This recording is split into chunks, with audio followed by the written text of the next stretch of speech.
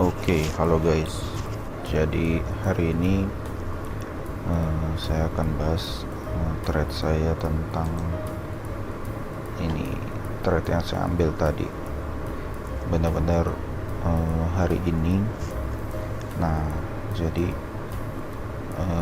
saya akan cerita ya, sharing lah ya tentang kenapa sih thread di gold ini hari-hari ini tuh lagi lebih bijak kalau kita hold dulu ya, jangan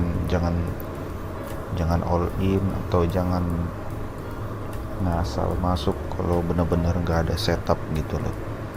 Karena bukan soal takut ya, tapi karena benar-benar kondisi marketnya tuh brutal banget. Jadi kayak volatilitasnya tuh kayak nih, kita lihat aja nih ya. Ini range-nya nih, range harga ini M15 nih. Range harganya buset 500 pip 500 pip coy. Apalagi kalau kita trading modal 100-200 dolar, buset, itu sekali loss bisa berasa akun. Nah, kayak nanti saya akan cerita juga waktu saya loss minggu lalu, sekitar tanggal berapa kalau nggak salah tuh, 29 hari Kamis. Nanti saya cerita. Nah, tapi sebelum kita bahas ini trade yang saya ambil, pengen ini aja sih, sharing-sharing soal kenapa sih gold itu lagi brutal banget gitu. Nah, dan kenapa kalau saya pribadi tuh lagi bener-bener nahan gitu. Kalau bener-bener setupnya nggak bagus, ya saya nggak akan masuk ya, karena wah, volatilitasnya gila banget. Spike-nya tuh suka nge-spike dia sekarang. Dan apa ya, kayak rasanya price action-nya tuh jelek aja gitu. Kayak nih, kita lihat tuh spike-nya. Dan spike-nya ini bukan yang kayak 10-20 pip, tapi ya lumayan gitu. Nih, ini 500 pip. Nah, terus misalnya di sini nih, ini coba tuh, ini 400 pip. Ini spike-nya doang, belum pergerakan bodinya. Nah, ya sebenarnya sih kalau mau jujur, per minggu ini sih sebenarnya udah mulai mendingan, tapi mendingannya itu ya masih gede juga, karena kan kita, patokan kita ini kan M15 kan. Saya kan trading di M15. Nah, tetap masih lumayan gitu loh. Nah, tapi ya kalau misalnya ada setup yang benar-benar bagus kayak yang ini, nah itu saya masuk. Tapi itu pun yang nggak main lama, main cepat aja.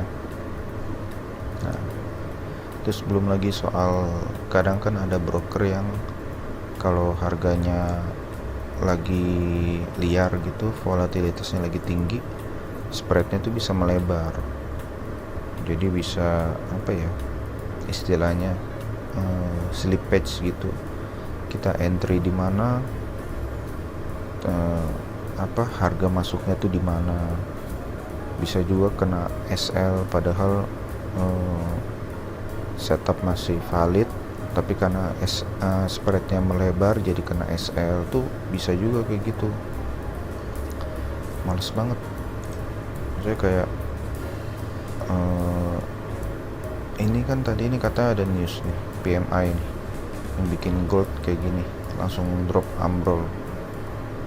Nah, jadi ya lebih hati-hati aja sih trading. Mungkin untuk beberapa minggu ke depan kita akan ya hold lah posisi gold ini, jangan terlalu di push gitu.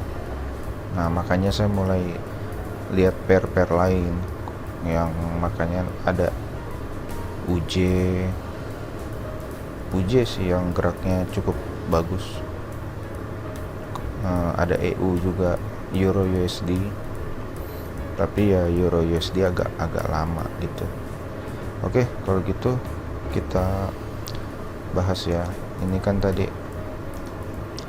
saya entry. Nah, jadi kayak gini guys. Di sini. Nah, jadi kan kalau kita lihat di sini seperti biasa kita harus tentuin struktur marketnya dulu. Nah, kalau dari sini kan jelas banget ini uptrend ya. Jadi kalau uptrend kita gambar uptrendnya dulu ke sini.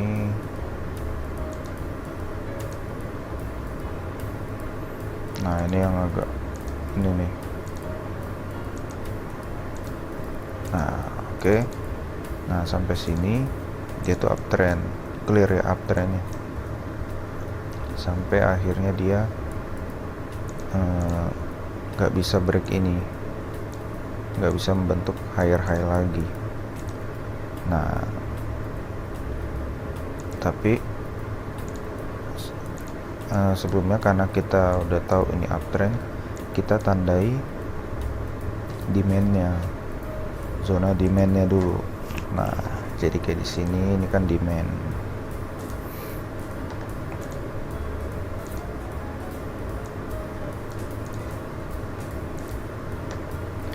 Ini juga demand.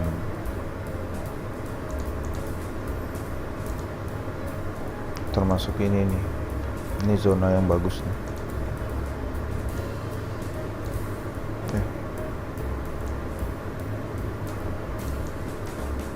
Ini juga demand kecil, tapi karena dempetan ya agak susah ini. Makanya kalau di istilah SND itu ada namanya compression. Kalau yang kalian dulu mungkin pernah belajar SND klasik gitu, mungkin pernah dengar namanya compression. Nah, ini compression tuh kayak gini, kita bold aja. Nah, gitu ya. Oke, jadi karena kita udah tandain zona demandnya, nah, tinggal kita tunggu harga ke zona kita. Nah, kayak gini. Susah nih udah harganya, dia lagi ranging. Nah, dia ranging terus.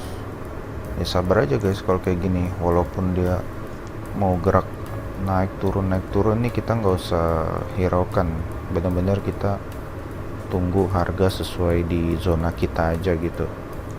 Nah, ini kan, nah dia mulai ngetes nih. Nah, akhirnya muncul buyer di zona ini, ada buyer. Oke, masuk aja di sini. Tadi kan masuk berapa nih? 63,67. Nah, terus SL di mana? Seperti biasa, SL di bawah zona. Nah, lihat karena kenapa saya bilang udah mulai mendingan, karena nih stop loss 220 pip. Nah, ini mendingan nih, karena di minggu lalu saya itu ini kan zona M15. Nah, minggu lalu saya itu entry M5 aja itu kalau nggak salah 400 pip apa. Itu saya juga kaget tuh. Nanti habis ini ya kita lihat. Nah, terus target gimana? Sebenarnya saya target tuh 1:1. Jadi sekitar 50-54 lah ya. Nah, cuman tadi kan, nah sebenarnya itu udah kena. Nah, sebenarnya itu udah kena. Cuman saya nggak pasang TP karena pas lihat harga kayak gini kan, ya siapa tahu siapa tahu dia tiba-tiba terbang gitu ya.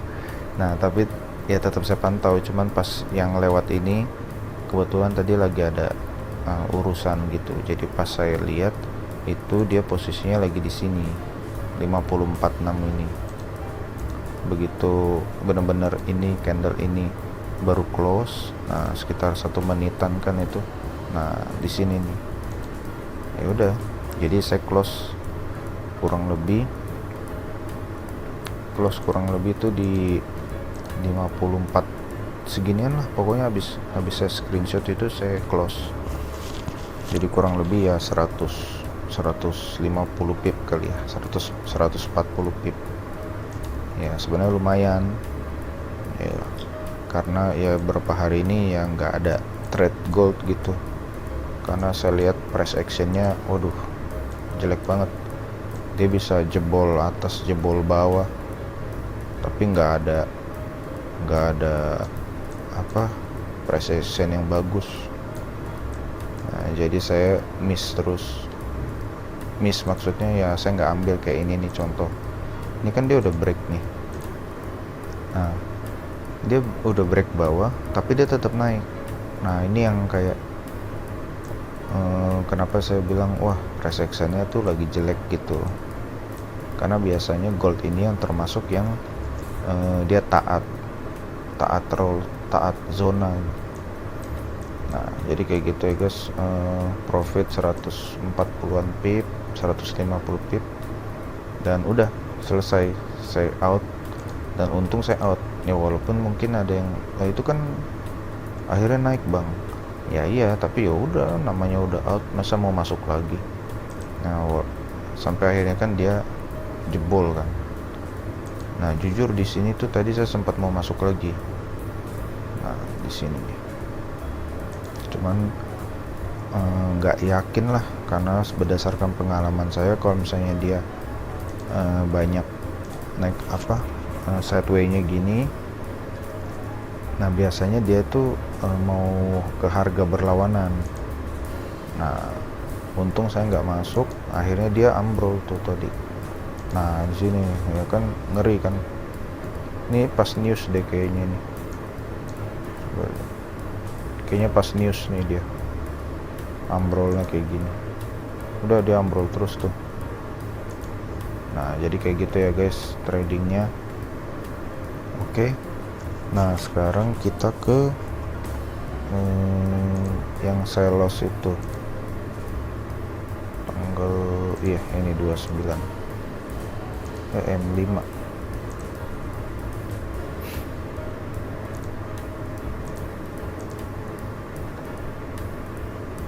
Ya tuh mana ya? Nah ini kan yang dia drop nih. Nah ini nih, wah ini kacau nih. Ini waktu itu kan, ini kan zona kan. Nah jadi gini alurnya. Waktu saya lihat ini harga tuh udah, nah di sini jadi 5272 ini. Nah karena kalau biasanya teknik saya lihat oh ini kan udah zona buyer udah muncul, saya entry.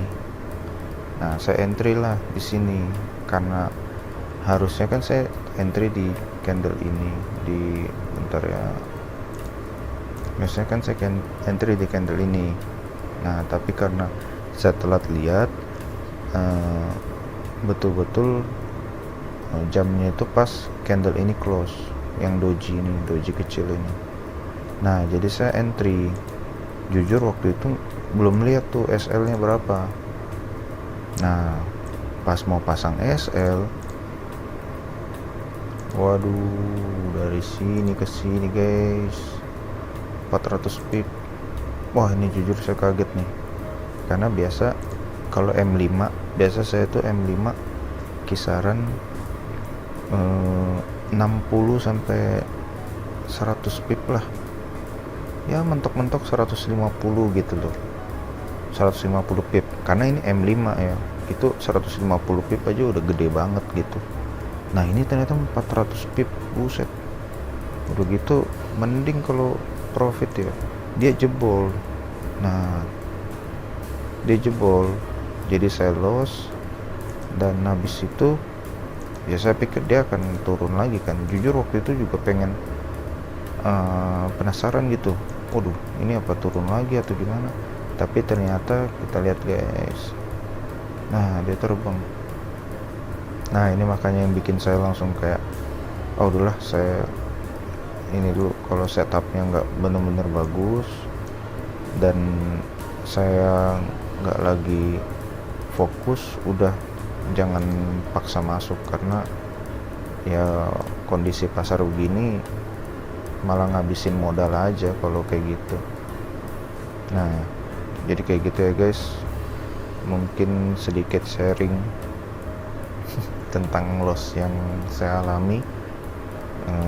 Tapi nggak apa-apa, tetap semangat, pasti akan ada momennya.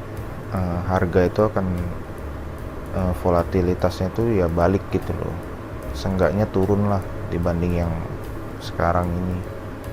Dan tetap latihan, tetap konsisten, tetap disiplin, karena ya kerja keras tidak akan mengkhianati hasil. Oke guys, kalau ada pertanyaan atau komentar boleh ditanyain di kolom komentar, dan see you guys di video selanjutnya. Bye.